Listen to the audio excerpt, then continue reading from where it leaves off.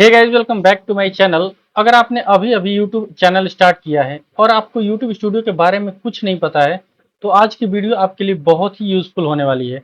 आज मैं आपको यूट्यूब स्टूडियो के ऑलमोस्ट हर एक इम्पोर्टेंट सेक्शन को प्रैक्टिकली एक्सप्लेन करूंगा। डैशबोर्ड से लेकर कंटेंट एनालिटिक्स, कम्युनिटी और कस्टमाइजेशन, ऑडियो लाइब्रेरी तक। इस वीडियो को एंड तक जरूर देखना, क्योंकि यूट्यूब चैनल मैनेज करने के लिए स्टूडियो को समझना बहुत ही इंपॉर्टेंट है। तो सबसे पहले हम क्या करते हैं कि आपको पता होना चाहिए कि यूट्यूब स्टूडियो ओपन कैसे करना है। तो यूट्यूब स्टूडियो ओपन करने के लिए आपके पास दो ऑप्शन है। पहला ये कि आप यहाँ पे गूगल क्रोम पे टाइप करो studio.youtube.com। जैसे ये सजेशन में आ रहा है, जब आप यहाँ पे क्लिक करके इंटर करोगे तो आपका यूट्यूब स्टूडियो डायरेक्ट ओपन हो जाएगा। दूसरा ये है कि आप सबसे पहले यूट्यूब ओपन करो। जैसे ही आप यूट्यूब ओपन करोगे, आपको राइट साइड में एक दिख रहा होगा, ये आपका प्रोफाइल पिक। आप प्रोफाइल पिक पे क्लिक करो। उसके बाद आप यहाँ पे फोर्थ ऑप्शन दे रहा है यूट्यूब स्टूडियो।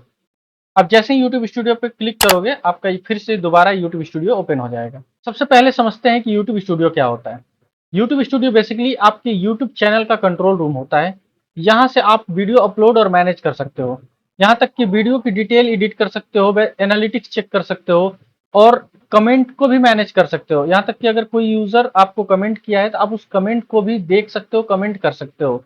तो अगर आप सीरियस यूट्यूबर क्रिएटर बनना चाहते हो तो यूट्यूब स्टूडियो को समझना बहुत ही जरूरी है। तो सबसे पहले मैं आता हूँ डैशबोर्ड पे। ये रहा आपका डैशबोर्ड, पहले से ओपन है। तो डैशबोर्ड को आप अपने चैनल का होम पेज समझ सकते हो। यहाँ आपको चैनल की रीसेंट परफॉर्मेंस और इम्पोर्टेंट इन्फॉर्मेशन एक ही जगह मिल जाती है।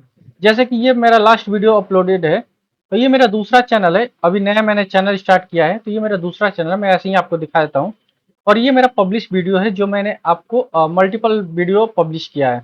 ये आपके रिसेंट सब्सक्राइबर हैं जो आपको सब्सक्राइब किए हैं। और यहाँ पे टॉप कंटेंट है जो 48 घंटे में व्यू आया है। तो यहाँ से आप सारी चीजें देख सकते हो।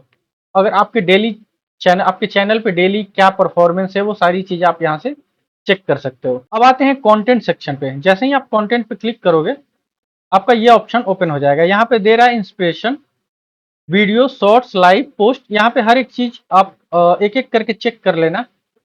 उसके बाद यहाँ से हम अपने अपलोड कंटेंट को भी मैनेज कर सकते हैं। जैसे फॉर एग्जांपल यहाँ पे हमने लॉन्ग वीडियो एक वीडियो डाला है और यहाँ पे शॉर्ट्स भी मैंने अपलोड किया हुआ है।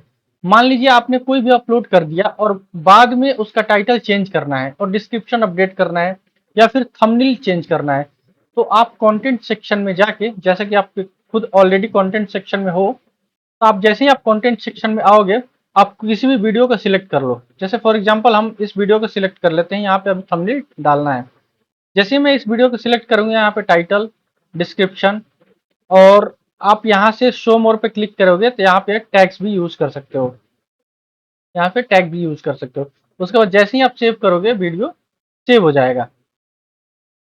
तो इसलिए अगर आपके चैनल पर बहुत सारी वीडियो हैं तो कंटेंट सेक्शन को प्रॉपरली समझना बहुत इंपॉर्टेंट है। तो मैं एक कंटेंट सेक्शन को एक अलग से वीडियो बना दूंगा ताकि उसको प्रॉपरली डिस्क्राइब कर सकूं। और हम आते हैं एनालिटिक्स पर।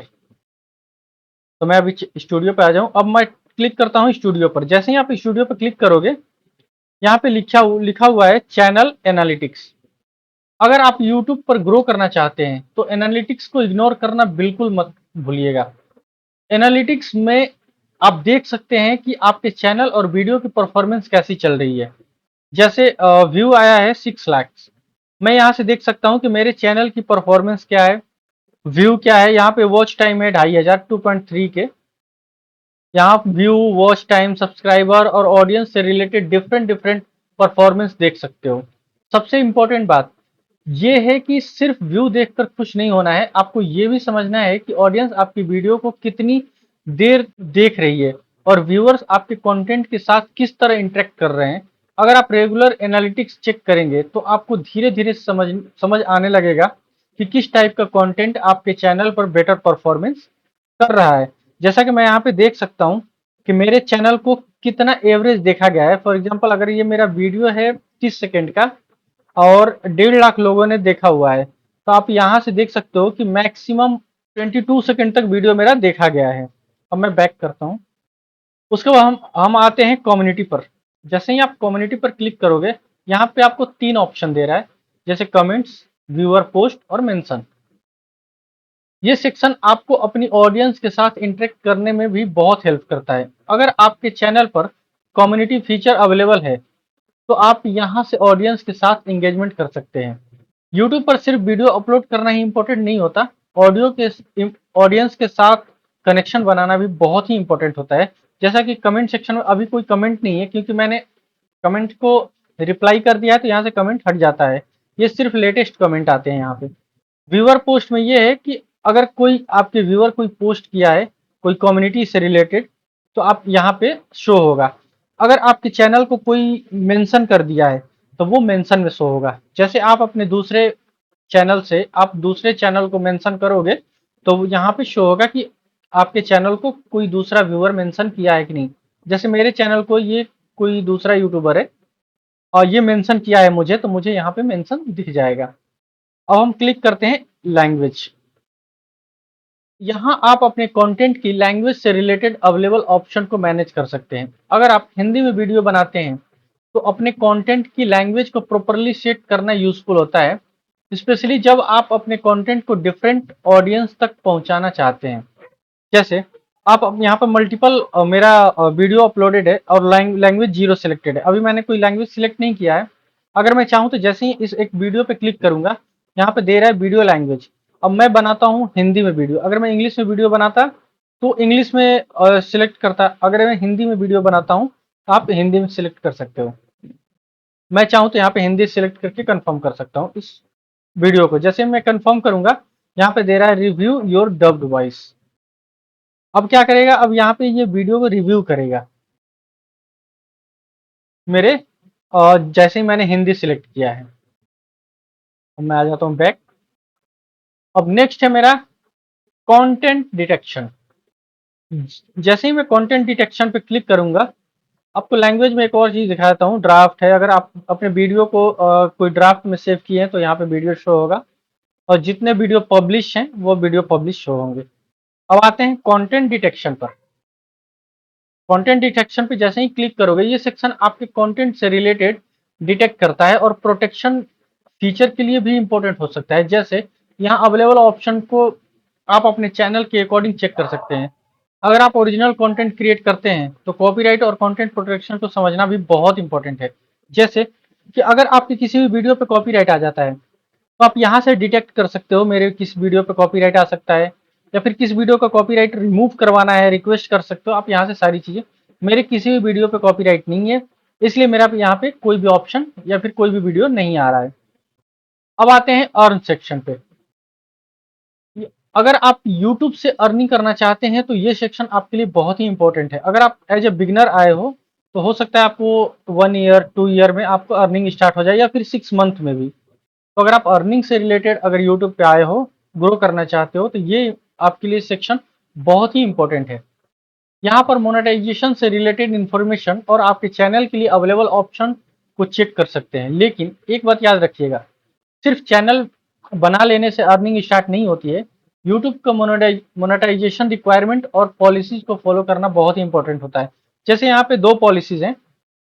एक है एलिजिबल सब्सक्राइबर फर्स्ट मोनेटाइजेशन है 500 एंड 3 मिलियन व्यूज, या फिर 3000 घंटा। आप ये पूरा करिए। एंड सेकंड, जब ये आपका पूरा हो जाए तो दूसरा है 1000 subscriber and 4000 watch time and 10 million shorts view.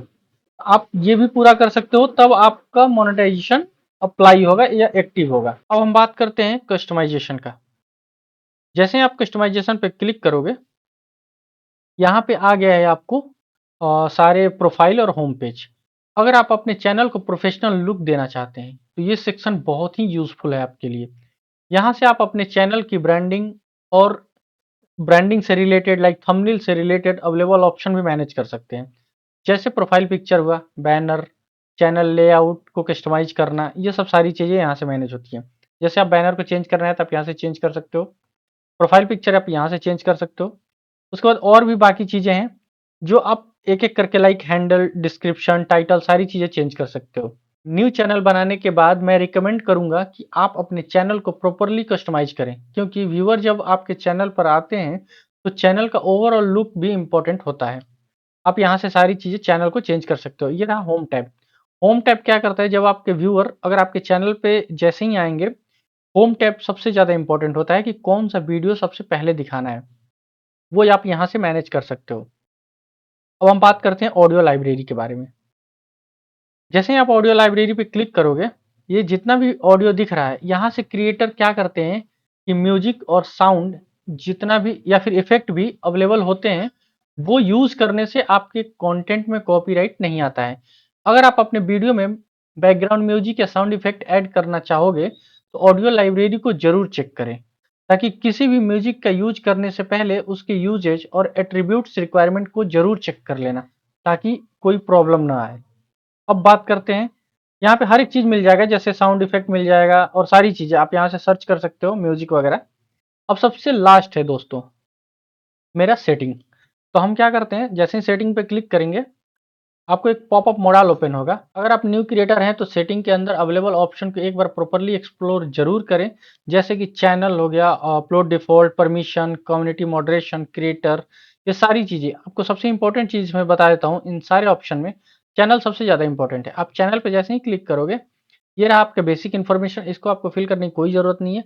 Advance setting में जैसे आओगे आप, ये पहले से फिल होगा, अगर नहीं होगा तो आप यहाँ पे सिलेक्ट कर लेना, I want to review the setting for the every video. सबसे इंपॉर्टेंट चीज है फीचर एलिजिबिलिटी। अब जैसे फीचर एलिजिबिलिटी पे क्लिक करोगे, स्टैंडर्ड फीचर, इंटरमीडिएट फीचर, यहाँ पे एक ऑप्शन देगा इनेबल करने का। आप जैसे एक दो वीडियो अपलोड करोगे, ये इनेबल हो जाएगा ऑटोमेटिक। तीसरा है एडवांस फीचर, ये सबसे ज्यादा इंपॉर्टेंट है। आप जैसे ही इसको इनेबल करने जाओगे, तो आपको एक यहाँ पे वेरिफिकेशन होगा, या तो 10 सेकंड का कोई वीडियो आपको यहाँ पे वेरीफाई करना होगा, या फिर कोई वैलिड वेरिफिकेशन अपलोड करना होगा, लाइक आपका पैन कार्ड या आधार कार्ड, कुछ भी, कोई भी इंपॉर्टेंट डेटा। तो ये रहा सारी चीज़ों का समरी। तो दोस्तों, अगर आप YouTube पर सीरियसली काम कर रहे हैं, तो YouTube स्टूडियो को सिर्फ वीडियो अपलोड करने के लिए यूज मत करिए। कंटेंट से वीडियो मैनेज करिए, एनालिटिक्स से परफॉर्मेंस समझिए, कम्युनिटी से ऑडियंस के साथ कनेक्ट करिए, कस्टमाइजेशन से चैनल को प्रोफेशनल बनाइए, और अर्न सेक्शन से मोनेटाइजेशन को ट्रैक करिए। धीरे धीरे जब आप स्टूडियो को रेगुलरली यूज करेंगे, तो आपके सारे ऑप्शन ऑटोमेटिकली समझ में आने लगेंगे। अगर आपको ये complete YouTube studio guide full helpful लगी हो, तो वीडियो को लाइक करें, चैनल को सब्सक्राइब करें, और कमेंट में बताएं कि नेक्स्ट वीडियो किस यूट्यूब फीचर पर होना चाहिए। मिलते हैं नेक्स्ट वीडियो में। Thank you so much.